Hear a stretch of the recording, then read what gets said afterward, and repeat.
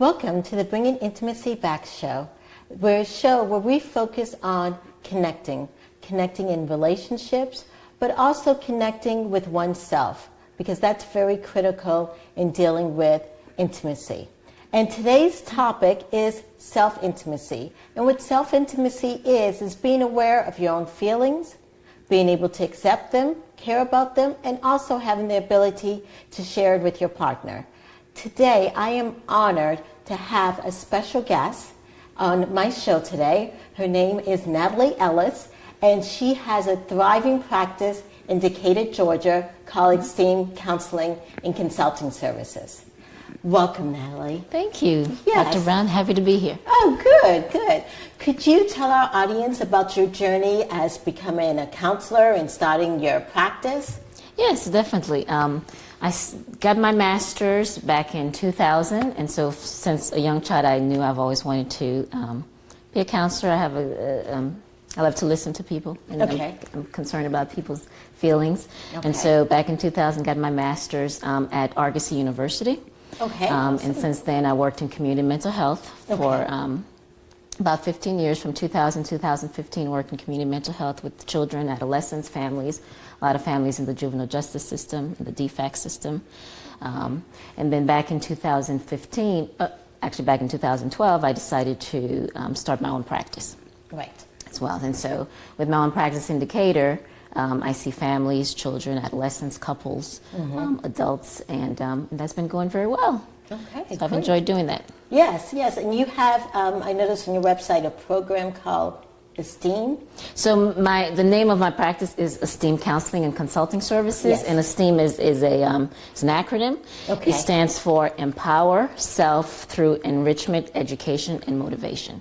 And so, again, part of the reason for empowering. I like how you start that off. You started off right. Yes. Right there. So esteem to me, my work is all about helping people build and grow themselves. And so their esteem. Esteem is how you view yourself. And so esteem, empowering yourself through education. So it's important to be educated about your own self and about the world around you. Enrich, it's important to engage in activities and things that makes you feel better and that helps you grow. Right, because that all becomes helping you to you. Exactly, to who you are. And then, of course, motivation. It's important that we motivate ourselves through affirmations, through all those things. So I thought Esteem was just a great way to kind of put it all together. Yes. I love that, the empowerment and the engagement and that kind of stuff. Yes. So how would you think self-intimacy relates to that in the journey of people being more empowered to get to know themselves? Yeah, and so it's funny, I looked at the definition of intimacy. So the intimacy is closeness and familiarity, right? And so when we talk about self-intimacy, it's how close and familiar are you to yourself? And so again, when we talk about ways to express feelings and ways to be healthy, it's all about knowing yourself. And so self-intimacy is a big part of that journey, being able to connect with who you are.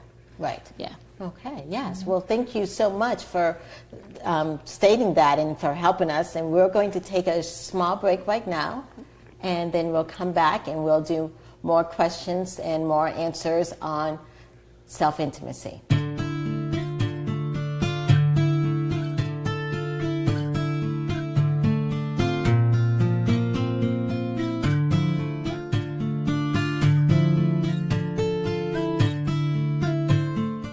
Feeling disconnected or alone?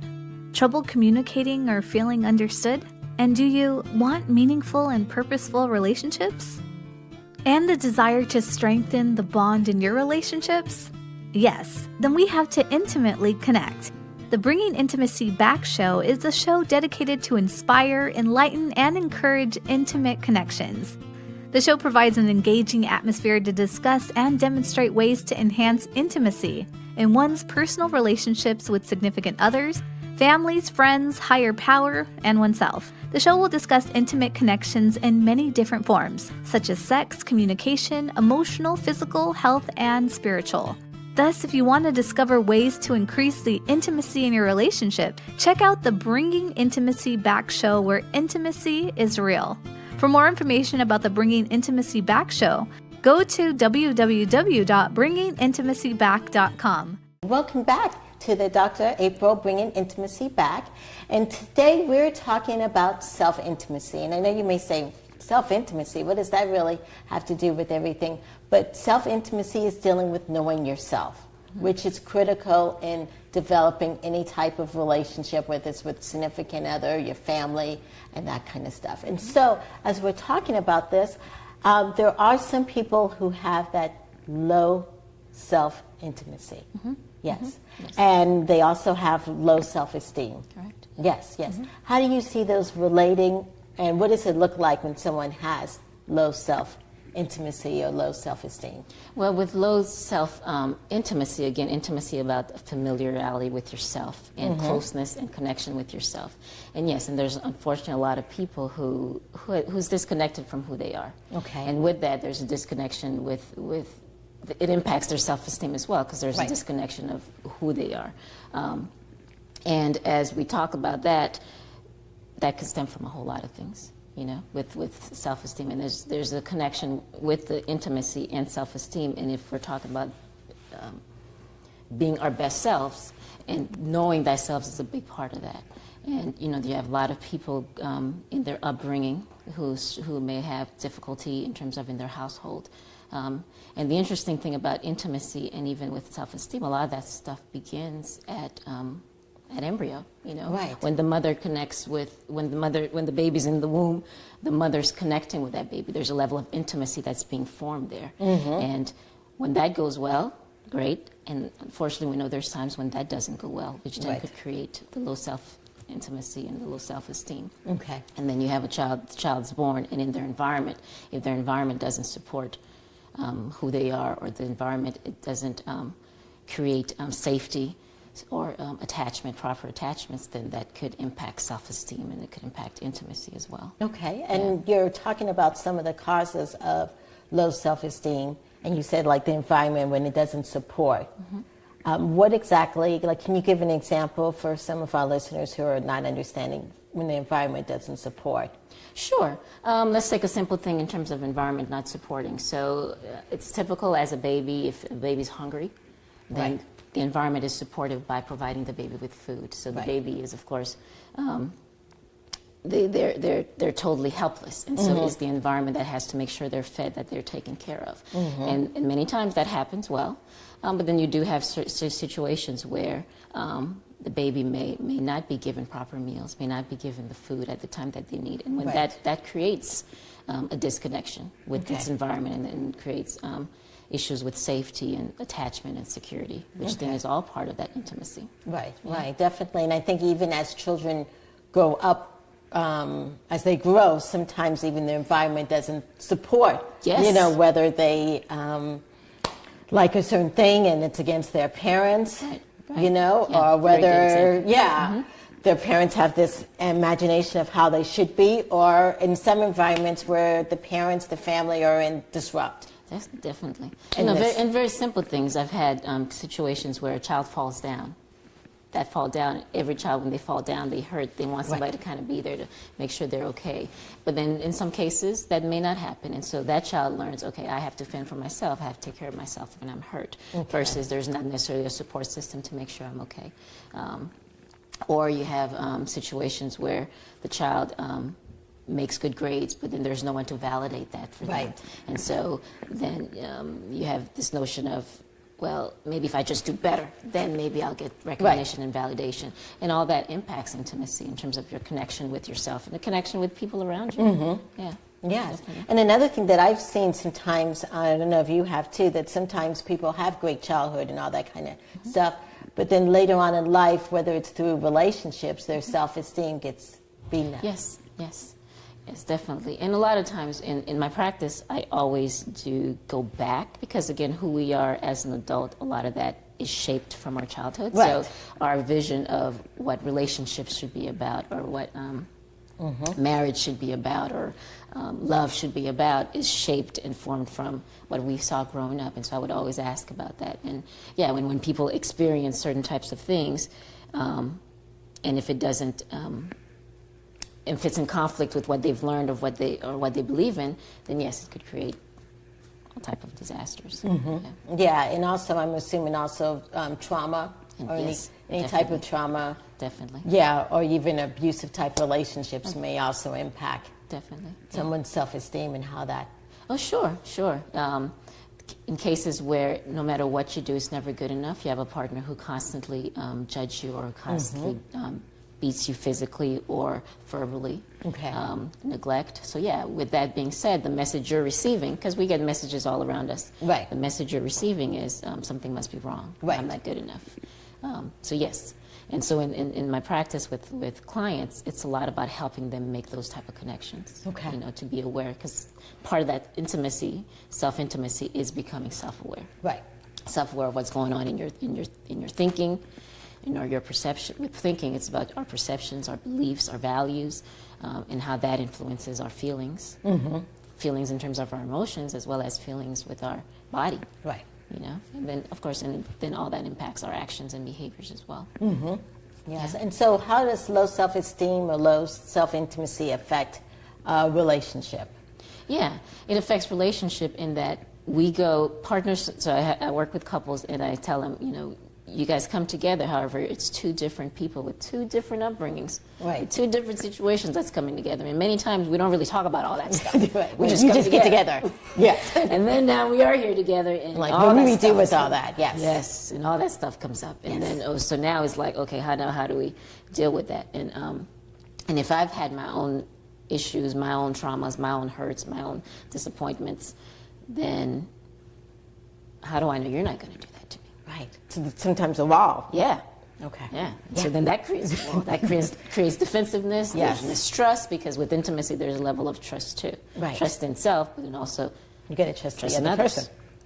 And when all that is broken with yourself, it becomes hard to do it with other people too. Yeah, it becomes hard to do it with others when it's broken with ourselves. Yes, yes. Okay, right. And so I realized that you also do a lot of Gottman techniques. Yes. Yes. And so what are some strategies you help in working with couples? So with Gottman, that was founded by John and Julie Gottman, one of the things they talk about is the sound relationship house. And with the sound relationship house, it's a structure of a house, and the foundation of it is about building love maps. Okay. And so with couples, we talk about building love maps, and like the other speakers were talking about, how do you rebuild when couples are going through stuff? Yes. It's about getting to know each other again, remembering the things that made you fall in love. Right. And so when you're building these love maps, it's about focusing on that. So the foundation is getting to know each other. Right. You know, and then with that, interestingly, is you got to know yourself too. Okay. So you can get to know somebody else, right? You know somebody, get to know each other, and then the walls in that house is trust and commitment. Right.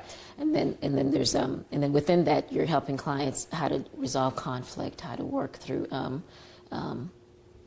conflicts in their relationship, how to turn towards each other versus away from each other. So there's different strategies and things that we work on to build this sound relationship house. This love map, yes. And the love maps, yes. The love map, yes. Well, thank you so much for providing that information. Right now, we're going to go take a small break, and when we come back, we're going to talk about tools and helping couples with low self-esteem increase their intimacy.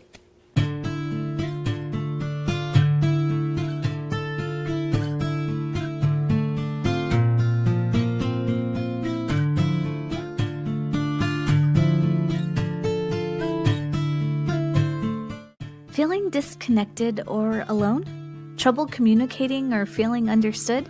And do you want meaningful and purposeful relationships? And the desire to strengthen the bond in your relationships? Yes, then we have to intimately connect. The Bringing Intimacy Back show is a show dedicated to inspire, enlighten, and encourage intimate connections.